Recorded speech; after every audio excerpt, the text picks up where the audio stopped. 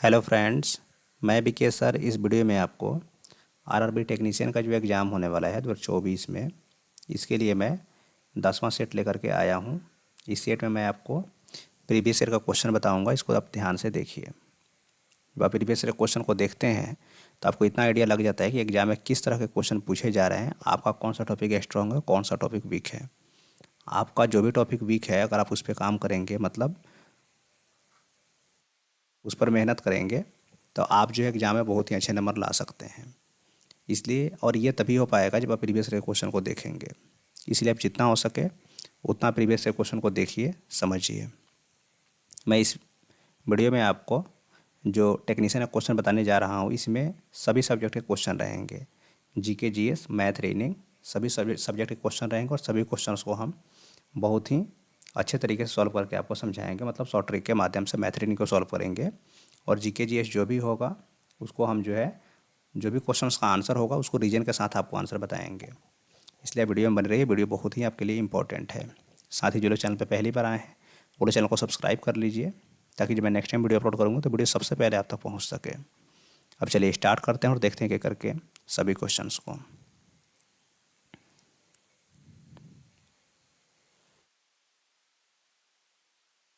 यहाँ पे जो है एक चीज़ आपको और यहाँ पे समझनी होंगी। देखिए, जिसको समझ लीजिए ध्यान से। क्वेश्चन से यहाँ से क्वेश्चन नंबर 1 है। देखिए, ये जो पीडीएफ अभी हम ओपन किए हैं, इस पीडीएफ में टोटल 75 क्वेश्चन है। तो इस 75 क्वेश्चंस में से आज हम क्या करते हैं, क्वेश्चन नंबर 1 से लेकर के 30 तक के सभी क्वेश्चन को बता देते हैं। क्योंकि मैथ रीजनिंग का क्वेश्चन है और सभी क्वेश्चन को हमको क्या करना है, सॉल्व करना है, इसलिए टाइम लगता है। तो आज हम क्वेश्चन नंबर 1 से लेकर 30 तक के सभी क्वेश्चन को सॉल्व कर देते हैं और बाकी के जो क्वेश्चन रह जाएंगे उनको हम नेक्स्ट वीडियो में देख लेंगे। ठीक है, चलिए देखते हैं पहला क्वेश्चन। पहला क्वेश्चन क्या कह रहा है कि उस विकल्प का चयन करें जो दिए गए चित्र में वर्गों की संख्या को दर्शाता है। मतलब कुछ नहीं करना है आपको, ये जो फिगर दिया गया इसमें टोटल कितने वर्ग हैं आपको ये बताना है। ठीक है, तो देखिए यहाँ पे वर्ग की संख्या अगर हम काउंट करें तो ये सिर्फ इतना हम कहेंगे तो ये तो वर्ग नहीं हुआ, ये तो आयत हो गया, और ये भी आयत, ये भी आयत हुआ। लेकिन अगर हम यहाँ से लेकर के यहाँ तक को देखें, इसको लाइन थोड़ा सा टेढ़ा मेढ़ा हो सकता है बट आप इसको समझ लीजिए। तो एक वर्ग तो मेरा यहाँ पे बन गया, एक नंबर ये, और दूसरा मेरा ये हो सकता है। ठीक है, तो यहाँ पे जो टोटल वर्गों की संख्या कितनी हमको दिख रही है, हमें सिर्फ 2 ही दिख रही है। तो इसलिए इसका आंसर कितना हो जाएगा, इसमें वर्गों की संख्या कितनी है, 2 है, तो 2 इसका आंसर हो जाएगा। ठीक है, आप देखिए, देख लीजिएगा नीचे आंसर जो है दिया हुआ है। यहाँ पे आप देख सकते हैं जो ऑप्शन दिए गए हैं, इसमें 4 नंबर ऑप्शन में जो है दिया हुआ है कि इसमें वर्गों की संख्या कितनी है, 2 है। ठीक है, तो इसका सही आंसर क्या हो जाएगा, 2 हो जाएगा। नेक्स्ट क्वेश्चन देखिए। क्वेश्चन नंबर 2 को ज़रा ध्यान से आप समझिए। यहाँ पर देखिएगा, ये पाई चार्ट का क्वेश्चन है। यहाँ पे पाई चार्ट दिया हुआ है 2 तरह का। इसको समझते हैं क्या दिया हुआ है। यहाँ पे बोल रहा है कि 20 वर्ष से कम आयु वाले लोग भी हैं, 20 से 40 वर्ष के बीच के आयु वाले लोग भी हैं, और 40 वर्ष से अधिक आयु वाले लोग भी हैं। ठीक है, दिए गए आंकड़े देशवार और आयुवार व्यापार के लिए चीन की यात्रा करने वाले लोगों के अनुपात को दर्शाता है। ठीक है, क्वेश्चन क्या है जरा इसको ध्यान से देखते हैं। ठीक है, चलिए क्वेश्चन क्या कह रहा है इसको ध्यान से आप देखिए।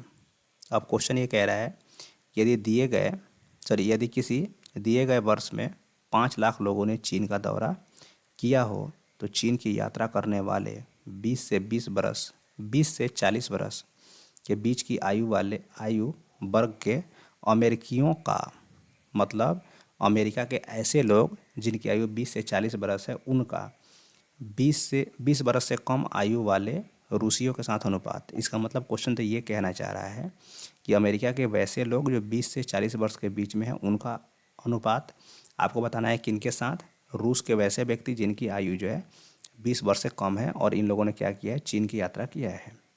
अब ध्यान से आप देखें तो ये चीन का टोटल पॉपुलेशन है, और हमको यहाँ पे क्या निकालना है, अमेरिका और रूस के ऐसे व्यक्तियों की संख्या का अनुपात निकालना है जिन्होंने क्या किया है, इसमें मतलब दौरा किया है।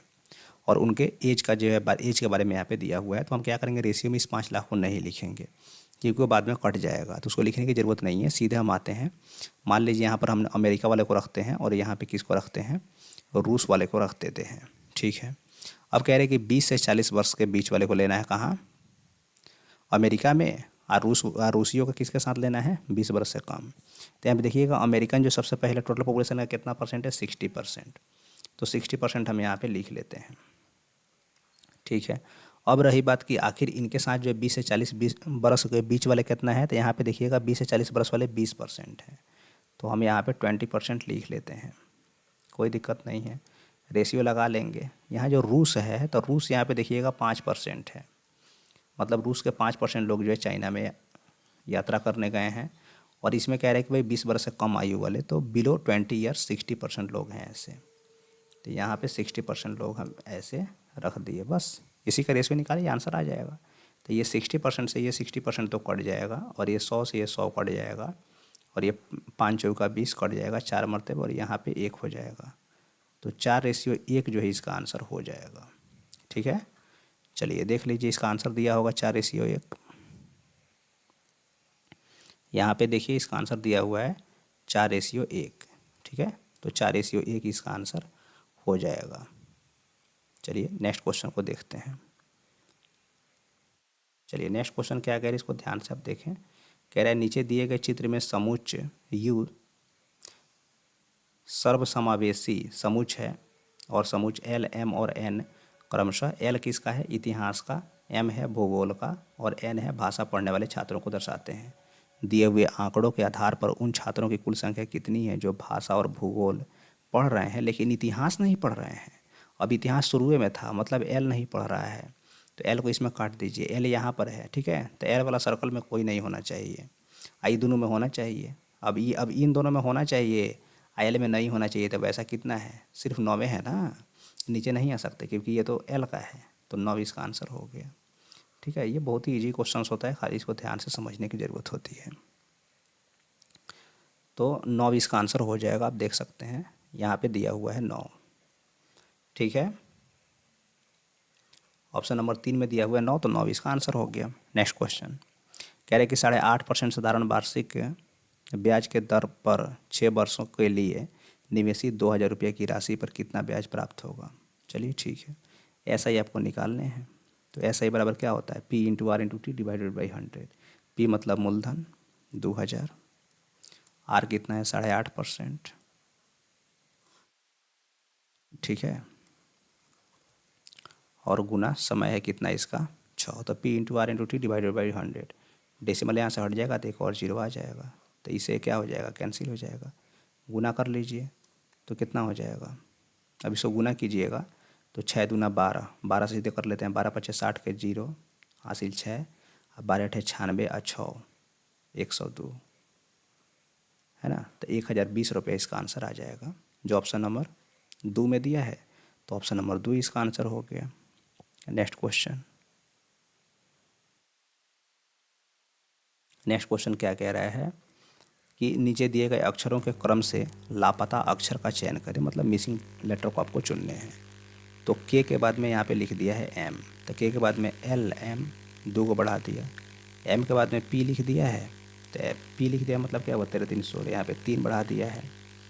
ठीक है, और पी के बाद में टी लिख दिया है, मतलब 16 के बाद में 20 लिख दिया है, तो यहाँ पे 4 बढ़ा दिया है। कैसे ये हम कह रहे हैं, तो देखिए के बाद में एम मतलब एल एम 2 को बढ़ गया, एम के बाद में पी तो एन ओ पी 3 को बढ़ गया, और पी के बाद में 20 मतलब टी, तो पी के बाद में क्या आता है क्यू आर एस टी, 4 को इसीलिए +4 किए। जब 2 बढ़ गया, 3 बढ़ गया, 4 बढ़ गया, तो सीक्वेंस ही बढ़ रहा है ना, तो आगे 5 बढ़ा दीजिए।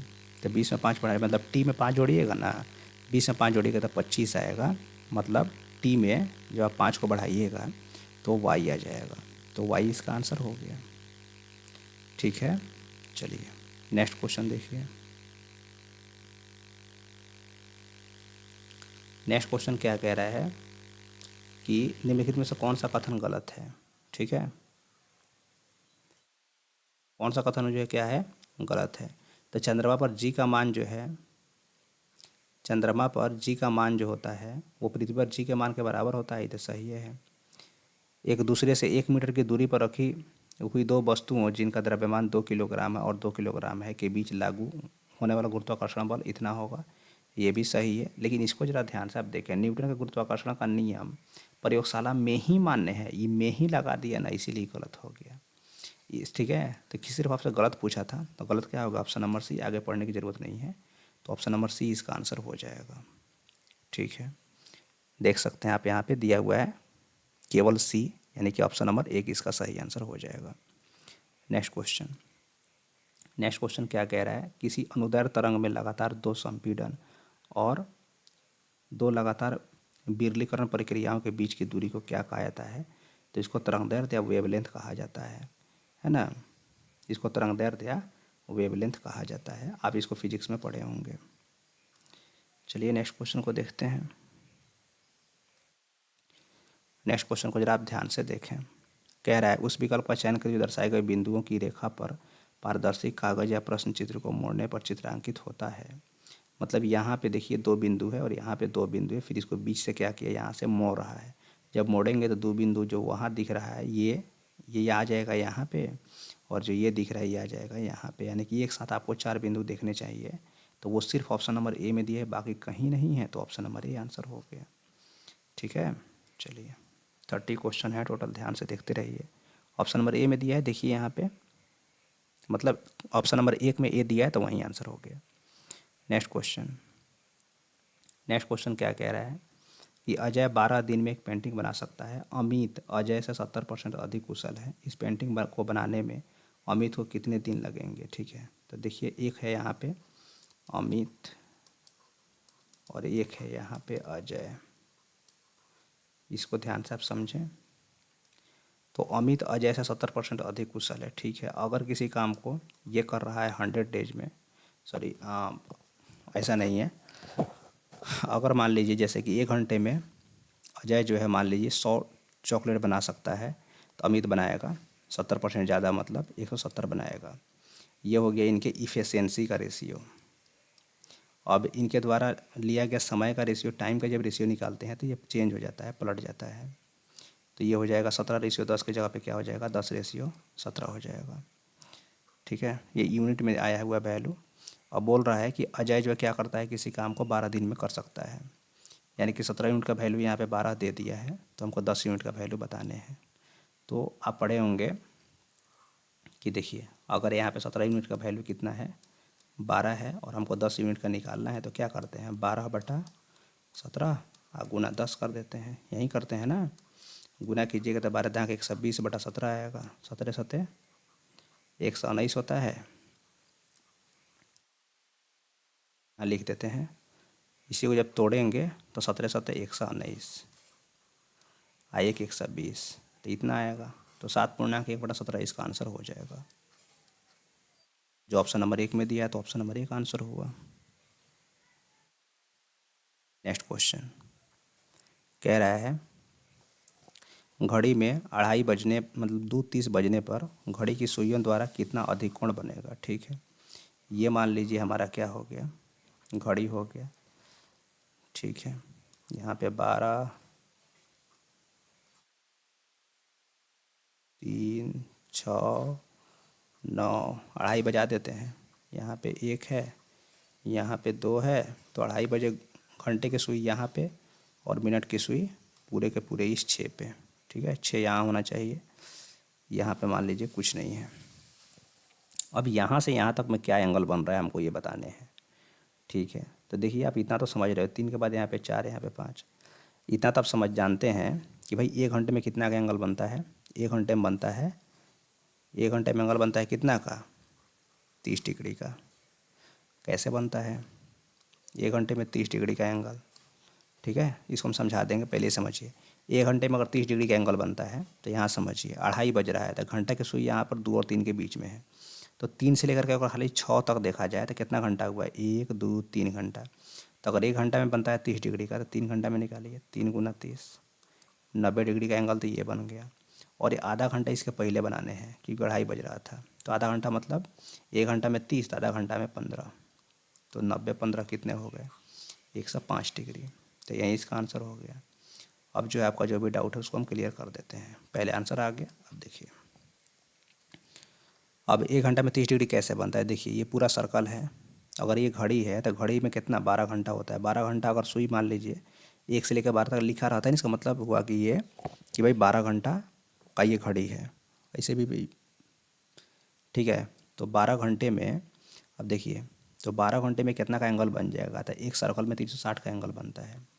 तो 12 घंटे में कोई भी सुई हो, घंटे कोई हो, मिनट की हो, कोई भी हो, तो सबका अपना अपना ये है। घंटे के सुई की बात करें तो घंटा का सुई जो 12 घंटे में पूरे एक बार जो इस घड़ी मतलब सर्कल को चक्कर लगा देती है और पूरे सर्कल में 360 का एंगल बनता है।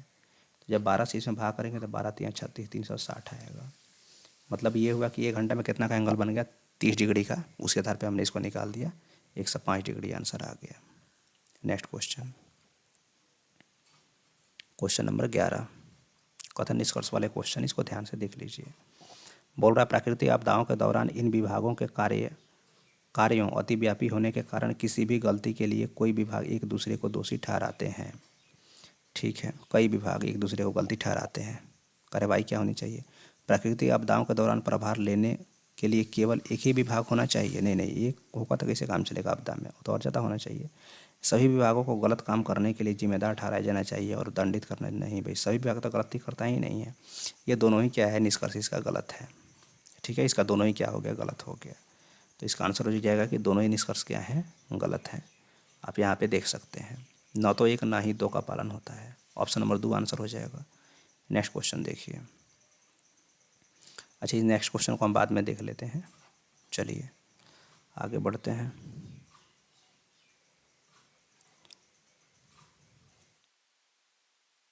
फिर देख ही लेते हैं इसको, 1 सेकंड रुकिए। क्या क्या रहा है ज़रा ध्यान से आप देखें, इसको समझिए। बाद में देखना ही, तभी देख ही लेते हैं। देखिए क्या क्या रहा है, ज़रा इसको ध्यान से देखें। इसका आंसर जो डिग्री में दिया हुआ था आपने देखा है। बोल रहा था कि आकृति में एक वृत्त का केंद्र ओ है।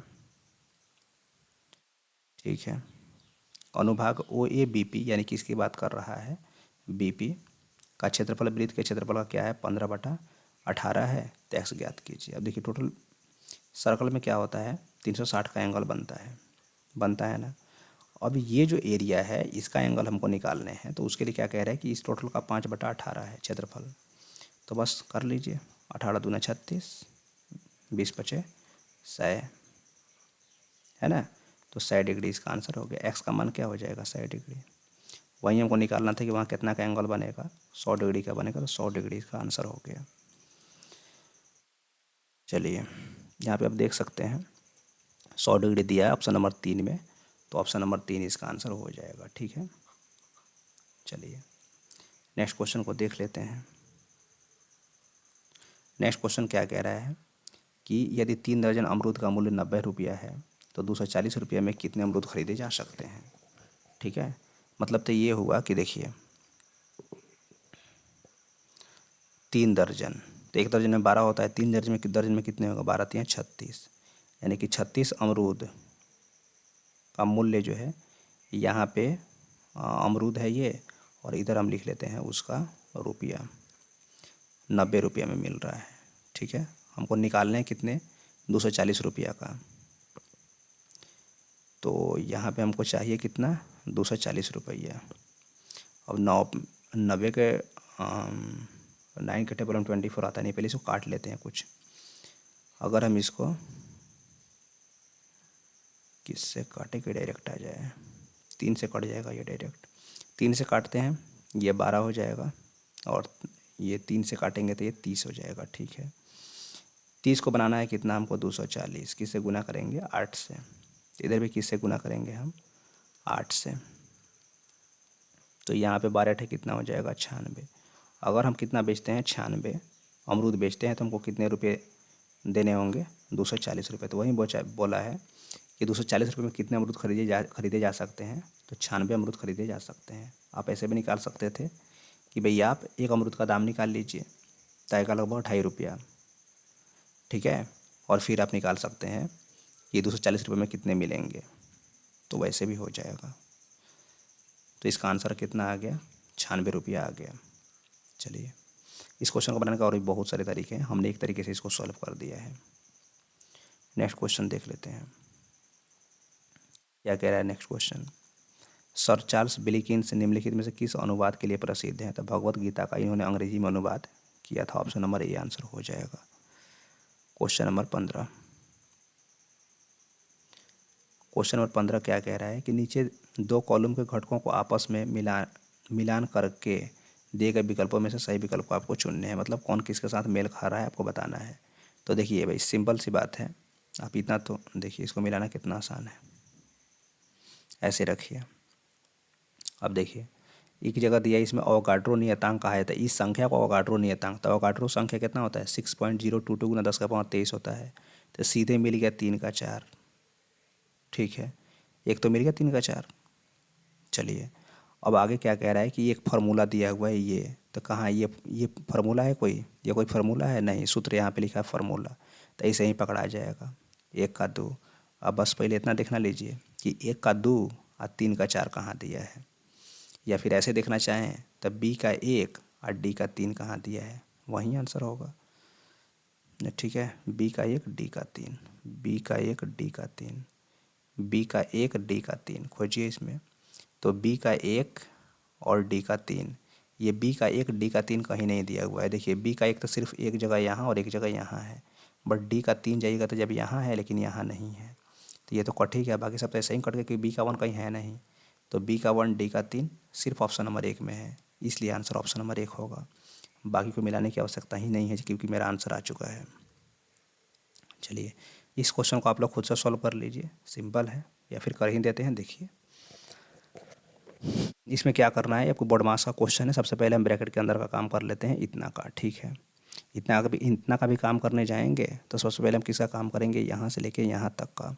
इसमें भी जाएंगे सबसे पहले इसका काम करेंगे। तो 3 से भाग कीजिएगा 12 में तो आएगा 4, 8 से घटाइएगा 4 तो बचेगा 4, उस 4 में भाग कीजिएगा 4 से तो होगा 1 आएगा ना।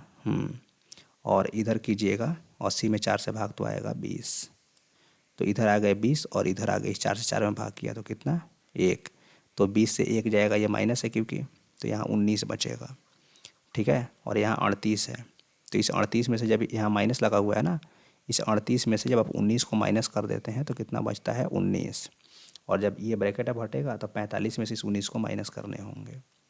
तो 45 जब आप 19 को घटाते हैं तो कितना बच जाएगा 26, तो 26 इसका आंसर हो जाएगा ऑप्शन नंबर 1 में। ठीक है, चलिए नेक्स्ट क्वेश्चन को देख लेते हैं। कह रहा है कि प्रसिद्ध लेखक और नेतृत्व के वक्ता रॉबिन शर्मा कौन से देश से संबंधित है, कनाडा। ये आपको याद करने की ज़रूरत नहीं है, ये आपका करंट का क्वेश्चन है। चलिए नेक्स्ट क्वेश्चन 18 क्या कह रहा है, इसको ध्यान से देखिए। 18 नंबर क्या कह रहा है कि यदि x की माँ y के पिता की, तो y के कोई पिता हैं भाई। ठीक है, x की माँ y के पिता की इकलौती पुत्री, y के पिता की इकलौती पुत्री है।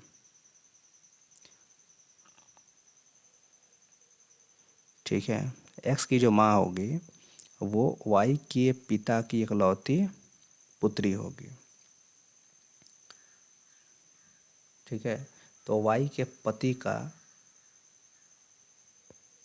पिता x के डैश है। अच्छा, y के पति मतलब y फीमेल है, इतना कन्फर्म हो गया। यदि x की माँ जो है ना y के पिता की इकलौती पुत्री, तो y के पिता की इकलौती पुत्री कौन हो गई, x की माँ, मतलब y माँ है किसकी, x की। इतना तो क्लियर हो गया। अब बोल रहा है तो y के पति का, अब y का जब पति यहाँ पर भाई कोई ना कोई तो होगा ही। चलिए y का पति भी हो गया, पति y के पति का, y के पति का पिता। अच्छा, y के पति का पिता, y के पति का जो पिता है, यहाँ पिता कोई होगा। ठीक है, x के डैश हैं। अब x के क्या लगेंगे, अरे भाई सिंपल बात है, x के क्या हो गए पापा, और पापा के ससुर जी कौन हो गए नाना, तो नाना आंसर होगा। दादा कहिए नाना कहिए, बात बराबर है। चलिए क्वेश्चन नंबर 18 तक हम लोग का हो चुका है। नेक्स्ट क्वेश्चन को देख लेते हैं। नेक्स्ट क्वेश्चन क्या कह रहा है कि निम्नलिखित में से कौन सा कथन सत्य है। तो कह रहा है, अब देखिए इसको सीधे आंसर को ही देख लेते हैं क्योंकि इसमें टाइम वेस्ट करने से कोई फ़ायदा नहीं है। ठीक है, तो इसमें क्या कह रहा है कि द्विगुणित जीव जिसमें लिंग अलग अलग होते हैं कि द्विगुणित कोशिकाओं में गुणसूत्रों का एक विशेष जोड़ा होता है जो कि लिंग निर्धारण करता है और इन्हें हम लिंग गुणसूत्र कहते हैं। यही सही है, बाकी सारे के ऑप्शन गलत थे, तो उसको अब गलत को पढ़ने की कोई ज़रूरत नहीं है। चलिए नेक्स्ट क्वेश्चन देख लेते हैं। क्वेश्चन नंबर 20 कह रहा है कुछ तालाब झीलें हैं। कुछ तालाब झीलें हैं, तो ये मान लीजिए तालाब हो गया और ये झील हो गया। कुछ झीलें नदियाँ हैं। कुछ झीलें नदियाँ हैं, नदियाँ को एन से दिखा दिए। कुछ नदियाँ समुद्र हैं। कुछ नदियाँ समुद्र है एस से दिखा दिए, हो गया। चलिए निष्कर्ष, कुछ समुद्र झीलें हैं। अब कुछ समुद्र झील हो सकता है, अब देखिए यहाँ से हो भी सकता है और नहीं भी हो सकता है क्योंकि ये मिल तो नहीं रहा है। अच्छा आगे पढ़ते हैं। कोई समुद्र झील नहीं है, और यहाँ से कह रहा है कोई भी समुद्र जो है वो झील नहीं है। एक बार कह रहा है कि है और एक बार कह रहा है कि नहीं है। तो ऐसे कंडीशन में क्या करेंगे, जब कहेगा है और कहेगा नहीं है, तो देखिए जब दो निष्कर्ष में कंटेंट सेम हो, जैसे समुद्र झील, एक जगह हाँ कहे एक जगह ना कहे, तो ऐसे कंडीशन में या लगा सकते हैं। मतलब दोनों में से एक बात जो है क्या हो जाएगा, इसका सही हो जाएगा। ठीक है, तो इसका ऑप्शन या ऑप्शन नंबर 1 या ऑप्शन नंबर 2 इसका सही आंसर हो जाएगा। यहाँ पे देख सकते हैं, या वैसे ही कंडीशन में लगता है, आप सिलोजिज्म पढ़े होंगे तो उसमें आपको बताया गया होगा। तो या तो 1 या 2 अनुसरण करता है। ठीक है, नेक्स्ट क्वेश्चन को देखिए। 21 नंबर में क्या कह रहा है। 21 नंबर में ये कह रहा है कि ऊपर दिए गए चित्रों को किसी एक क्रम के अनुसार लगाया गया है, इस क्रम का पालन करने वाला अगला चित्र कौन सा होगा। यहाँ देखिए नीचे पूरा भरा हुआ है, ऊपर 2, नीचे पूरा जैसे भरा हुआ था ये वैसे ही भरा हुआ है, जो यहाँ था वहीं यहाँ वहीं यहाँ वहीं यहाँ, लेकिन ऊपर बढ़ा रहा है। पहले यहाँ 2 था, अब 4 हो गया, फिर यहाँ 6 हो गया, और जैसे ही ये भर गया तो आगे ऊपर 2 को चढ़ गया, तो आगे क्या होगा, इतना तो रहेगा ही, ये 2 लाइन, और ऊपर 2 की जगह पर 4 हो जाएगा। तो ये 2 लाइन यहाँ पे दिख ही रहा है हमको, और ऊपर 2 की जगह पे 4 दिख रहा है। कहाँ, ऑप्शन नंबर 1 में, तो ऑप्शन नंबर 1 आंसर होगा, बाकी ऐसा कहीं नहीं है। इसलिए अब भरने का क्रम लेफ्ट साइड से है, इसमें राइट साइड से दिया तो गलत हो जाएगा। ठीक है, तो ये सारे गलत हो जाएंगे, सिर्फ ऑप्शन नंबर 1 क्या हो जाएगा, सही हो जाएगा। नेक्स्ट क्वेश्चन को देखिए। इसका आंसर देखिए ऑप्शन नंबर 2 में दिया हुआ है ए, तो 2 इसका आंसर हो गया। नेक्स्ट क्वेश्चन है, निम्न में से कौन सी धातु मुक्त अवस्था में पाई जाती है। तो मुक्त अवस्था में तो आपका गोल्ड पाया जाता है, सोना। ऑप्शन नंबर 4 इसका आंसर हो जाएगा। ठीक है, नेक्स्ट क्वेश्चन को देखिए। नेक्स्ट क्वेश्चन क्या कह रहा है कि 15, 20, 15, 30 और 45 मिनट के अंतराल पर क्रम से 3 घंटियाँ बजती हैं। यदि वे सुबह 8 बजे एक साथ बजती हैं तो अगली बार वे कितने बजे बजेंगे। तो आप पहले क्या करें, इनका एलसीएम निकाल लें, किसका किसका, 15 का, 30 का और 45 का। ठीक है, जब इसका एलसीएम निकालते हैं तो कितना हो जाएगा, 2 से तो कटेगा नहीं, 3 से, 3 पचे 15, 3 दहा का 30 और 3 से 15, 3 पचे 15, 3 दहा का 30, 3 से 15। ठीक है, अब ये कटेगा किससे, 5 से, 5 एकम 5, 5 दूना 10, 5 तियाँ 15, गुना कर लीजिए, 3, 5, 2, 3, 3 पचे 15, 30 तियाँ 90 हो जाएगा। और 90 मतलब 90 मिनट हुआ, मतलब 1.5 घंटा, 1 घंटा 30 मिनट। ठीक है, बढ़ाने होंगे आपको किस में, 8 बजे में। तो अगली बार बजेगी कितना बजे, 8 में 1.5 घंटा जब जोड़िएगा तो कितना हो जाएगा, 8 और 1.5, 9:30, यानी कि 9:30 पर अगली बार ये बजेगा। नेक्स्ट क्वेश्चन देखिए। नेक्स्ट क्वेश्चन ये कह रहा है कि नीचे दिए गए प्रश्न को पढ़ें और निर्णय लें कि कौन सा वक्तव्य प्रश्न का उत्तर देने के लिए पर्याप्त है। तो यदि x एक प्राकृतिक संख्या है तो क्या x + 6 विषम है। अब देखिए अगर ये विषम है और दोनों बातें सही हैं तो x - 15 पूर्ण संख्या है और ये विषम संख्या है। इस चीज़ को निकालने के लिए दोनों की ही आवश्यकता पड़ेगी कि x का मान आप कुछ भी लेंगे, जैसे मान लीजिए x का मान हम पूर्ण संख्या लाना है तो कम से कम 15 ही लेना पड़ेगा, तो 15 लेते हैं, तो 15 से 15 जाएगा 0 जो पूर्ण संख्या हो गया, होल नंबर, और 15 6 जाएगा 9। तो यहाँ पूर्ण संख्या भी हो गया, विषम संख्या भी हो गई, इसीलिए दोनों को लेंगे तो ही क्लियर हो पाएगा। तो हमको कौन कौन से कथन लेने होंगे, तो दोनों को लेंगे, मतलब दोनों वक्तव्य की ज़रूरत है। ऑप्शन नंबर 4 में देखिए, प्रश्न का उत्तर देने के लिए 1 और 2 दोनों पर्याप्त हैं, यही आंसर हो जाएगा। ठीक है, नेक्स्ट क्वेश्चन। एक सेकेंड, अब हम यहाँ से देखने वाले हैं नेक्स्ट क्वेश्चन।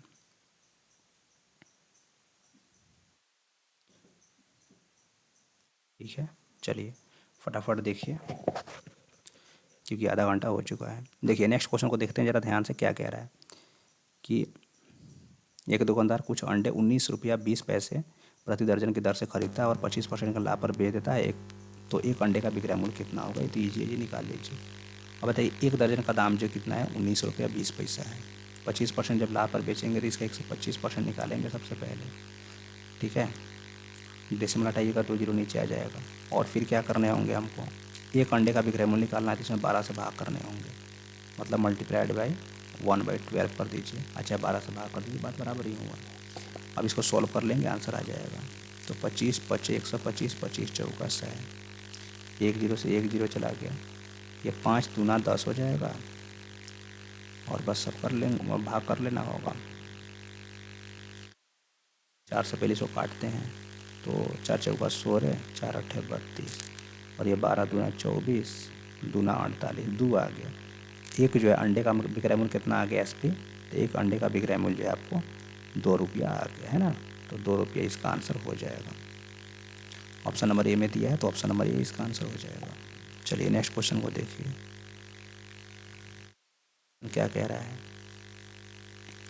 कह रहा है 5 वर्षों के लिए प्रति वर्ष साधारण ब्याज 9% की दर से x रुपया निवेश करने पर उतना ही ब्याज मिलता है जितना 8 वर्षों के लिए प्रति वर्ष 6.25% के दर से y रुपया का निवेश करने पर मिलता है। एक्स रेशियो y बताइए, बहुत ईजी है। देखिए मतलब कह रहा है कि आपको क्या करना है कि मान लीजिए कोई मूलधन 100 रुपया है, इसको 5 वर्ष के लिए 9% पर दिया, तो इसी जितना इंटरेस्ट मिलेगा उतना ही इंटरेस्ट आपको मिलता है कितना पर, उतना ही मिलता है आपको कितना पर, y का 8 वर्ष में 6.25% रेट रहेगा। तो बस सब इसको सॉल्व कर लीजिए, आपके आंसर आ जाएंगे। हटेगा तो यहाँ पे 2 0 और आ जाएगा, ये कट गया, और ये 25 चौका 100, ये 25 का तो स्क्वायर ही होता है, और ये 4 दूना 8, और ये 5 से 25,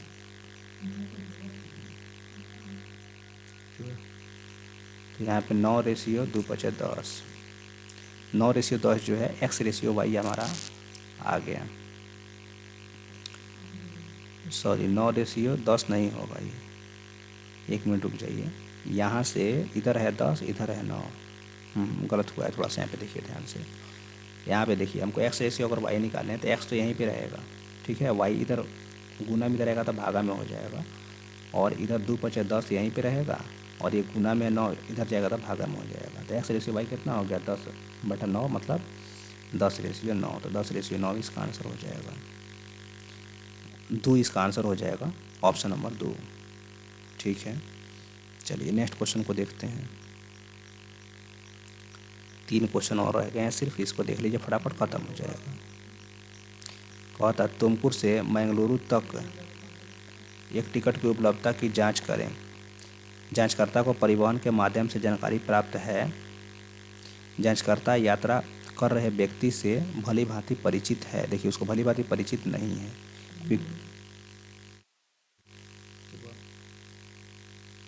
क्योंकि भली भांति अगर परिचित रहता तो नहीं होता। ठीक है, तो ऑप्शन नंबर 1 इसका आंसर होगा। कहने का मतलब कि जांचकर्ता जो है यात्रा कर रहे व्यक्ति से भली भांति परिचित कैसे हो सकता है, ये नहीं होगा।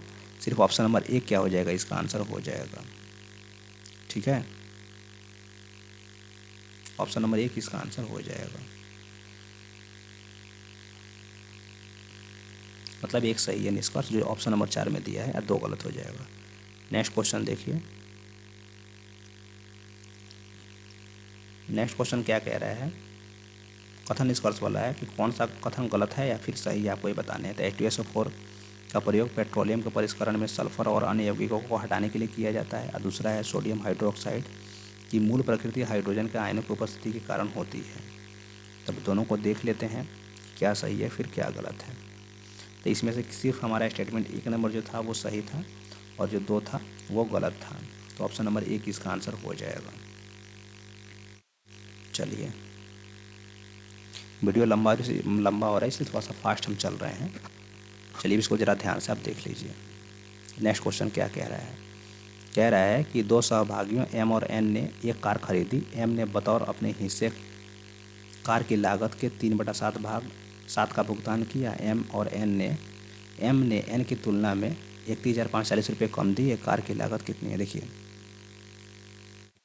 क्या कह रहा है कि एम ने बतौर अपने हिस्से कार की लागत के 3/7 भुगतान किए। कार का टोटल लागत कितना है हमको नहीं मालूम, तो उसको एक्स मान लेते हैं, ठीक है। एक आदमी ने क्या कर दिया, 3/7 पे कर दिया, तो दूसरा कितना करेगा? वो 4/7 पे करेगा, कितना टोटल का। और इन्हीं दोनों का डिफरेंस दिया हुआ है कि एक ने दूसरे से कितना दिया है, 31,540 रुपया दिया है। बस इसको सॉल्व कर लीजिए, आंसर आ जाएंगे। एलसीएम 7 होंगे, 4 से 3 गया, एक्स हो जाएगा इक्वल टू 31,540 हो जाएगा। अब टोटल अमाउंट अगर हमको निकालनी है तो एक्स बराबर इसी इसमें क्या करेंगे, मल्टीप्लाई कर देंगे।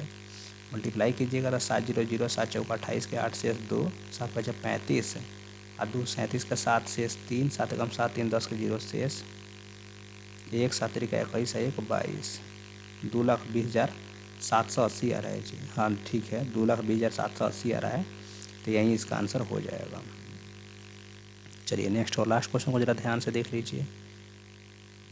नेक्स्ट क्वेश्चन क्या कह रहा है कि उस चित्र का चयन करें जो निम्नलिखित समूह से संबंधित नहीं है। जरा आप ध्यान से देखिए, यहाँ पर ये भी लाइन है, ये भी लाइन है। यहाँ पे जितने भी फिगर्स दिए गए हैं सारे के सारे क्या हैं, ट्रायंगल हैं।